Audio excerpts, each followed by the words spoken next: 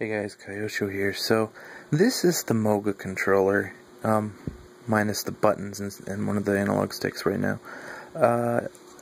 It's a wonderful little Bluetooth phone controller. You flip this up, put your phone in there.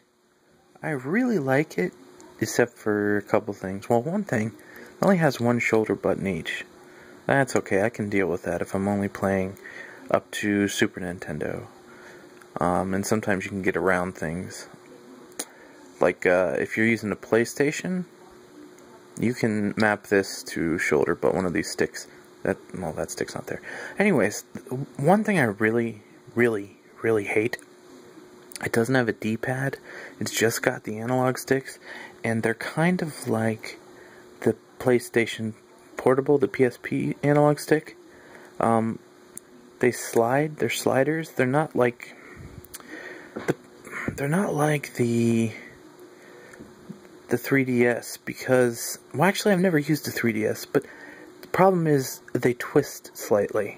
And it's not the cap that's twisting. I could just fix that with some glue or something, or epoxy. No, it's the actual thing inside. So when you push it, it twists, and also it's so hard to push. For casual play, it's just not comfortable. So my first thing I was going to try was a analog stick from a PlayStation Vita. A while back I bought 2 broken Vitas off eBay and used the parts to make one good Vita, and then sold it. Paid about $40 and made 100 after that, so $60. Anyways, I had a couple of these sticks laying around. The problem is, I took them apart. They use Hall effect sensors instead of potentiometers. I didn't know that. You would never think that to look at it, but they do. It's strange. So rather than try to mess with these, plus soldering to those pins, I don't know if you can even make them out, is nearly impossible. I don't have wire thin enough for that anyways, even to do it. And there's no place to solder inside. Actually, you could probably solder right beside the Hall effect sensor a little easier, but again, I don't know how it would compare as far as a potentiometer. There's probably some extra circuitry I would need. Also, there's a dog. Hey, pop it. Yeah, okay, whatever. So I really want to. I'm going to replace this with a multi-directional tact switch. Basically, it'll click, click, click, click, and they're actually really cool. I've had one for a while that I've thought about using in projects in the past, but just didn't, because most times I would prefer a regular D-pad. But I don't really feel like franken-casing this thing and putting an actual D-pad in here. I can just, I gotta actually find the multi-switch, but I know where it is. It wouldn't change the appearance of this. If I glue the cap here, where's the other one? Well, it's around somewhere, it doesn't matter, I'm not gonna use it anyways. But if I glue this cap onto it'll look exactly the same as it does now, except it'll click and it'll be so much more responsive. The other thing I don't really like are the buttons here. If you can see, their typical dome tact switches. They're super loud. Like, my DSi XL is loud. The tact switches on it, and they're the same sort, but these ones are even louder. I don't know. I've been thinking about replacing those with squishy tact switches. I've got some of those, but they're not quite as responsive. I don't know. It's just, I only ever use this thing in waiting rooms at, like, doctor's offices and things like that.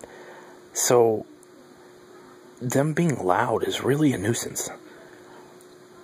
Of course, that multi-directional tact switch is probably going to be kind of loud too. I don't know. We'll see. This is just the beginning of the video. Sorry for it being so long and rambly. I will post, actually it'll be on the end of this video, I'll show you the result. But yeah, this little controller, it's real simple inside. It's Bluetooth, by the way. There's little weights on the bottom to offset the weight of your phone.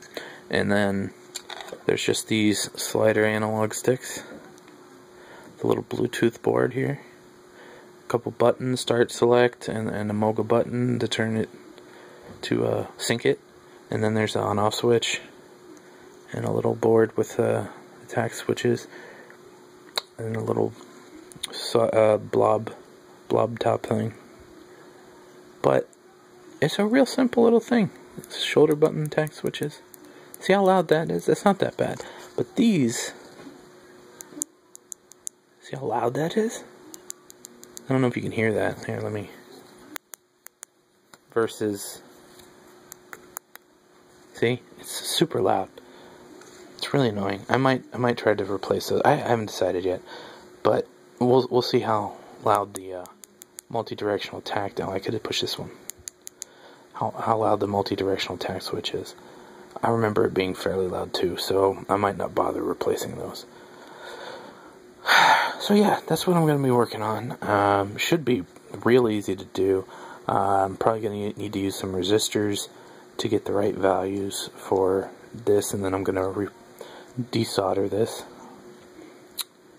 The other option is to put a full, like, Xbox or PS2 analog stick on here, but this thing, it's so compact and fits in your pocket so nice, and the analog sticks are built to be recessed so they're flat across the surface.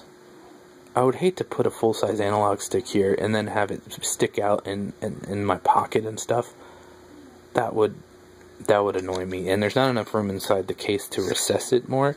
I mean, I could probably just cut off this part of the board. Yeah, there's not that. Oh no. Well, yeah. There's some stuff going on the back. I mean, there's the 6 things for the joystick, but and the tack switch up there and the battery thing. But I could totally rewire this. This thing uses 2 AAA batteries. They last quite a while. So, I don't know. Maybe if I did, I don't know. I'll see how loud the multi-tact is, and these buttons. If I decide to make it quieter, I might just put in a full-size analog stick, because that would be nicer to have it just completely quiet. I don't know. Anyways, that's something I'm going to be working on. I just thought I'd show this. Okay guys, so I found the multi-directional tact switch. It's hard to do with one hand, but it is nice. But it is a lot quieter than those. I haven't decided on that, but one thing I've been thinking about is mounting another tact switch, maybe about right here. I might have to relocate and glue these battery connectors somewhere else, but I mean, I'll cut it off and rotate it, and then anyways,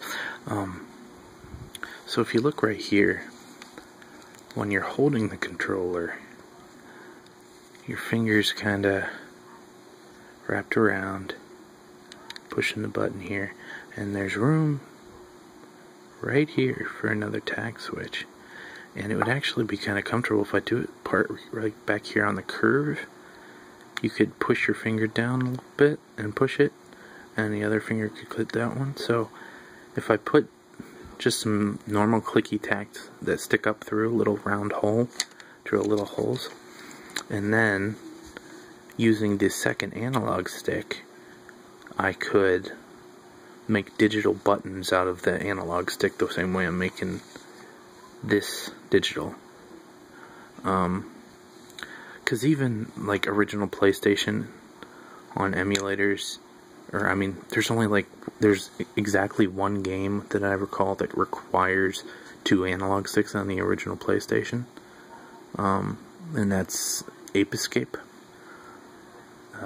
So, like when I built a PS1 portable in the past, it didn't have analog sticks, I don't think, because why bother?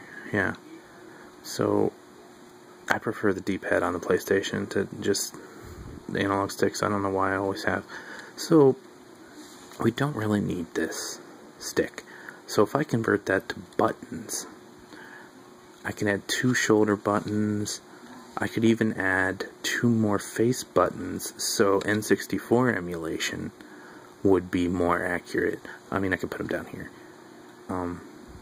Or I can convert this to a multi-tack just like this one. And then I would also extend it out to be shoulder buttons. So, either way, I really just hate these analog sticks. So yeah, I'm probably going to do that. And this little, where did I put it? This little multi-directional tack switch, I'm probably going to get some more of these. I don't remember it being very expensive. Maybe like 50 cents. I mean, obviously it's more expensive than regular tack switches, but it's so much more capable, and I don't have to cut a D-pad into here. I don't even have a D-pad that small. Actually, I do, from my Game Boy Advance. That could work, but I suck at cutting D-pad holes, and I don't really want to Frankencase this. I really like how this thing looks and feels, except for the analog sticks and the loudness of the buttons. So, yeah, I think that's how I'm going to do it. I'm not sure about the shoulder button thing. We'll see about that. First, we're going to deal with the analog stick, and because I only have one of these tack switches right now. But if it works out, also here, I don't know if you can see. God, I can't. It'd be nice if I was doing this on a desk, but the height of the tack switch is much shorter. It'd be about there, so I'd have to put something under it. Also, the head of it is bigger than the analog stick head, so I can actually use my Dremel, or yeah, probably Dremel, maybe file, and file this down to the same shape and size as the originals, and that cap will just go straight onto it, and it'll look exactly like it did originally. So that'd be pretty cool, but it'll be a clicky thing, kind of like the Neo Geo Pocket, or the what's the Neo Geo X or whatever it was called, that portable console that they made, also a console that you could hook up to your TV that had just ROMs on it, and badly emulated ones at that. Same sort of joystick, I think. Tactical switch, though that thing is super loud compared to this. I like this.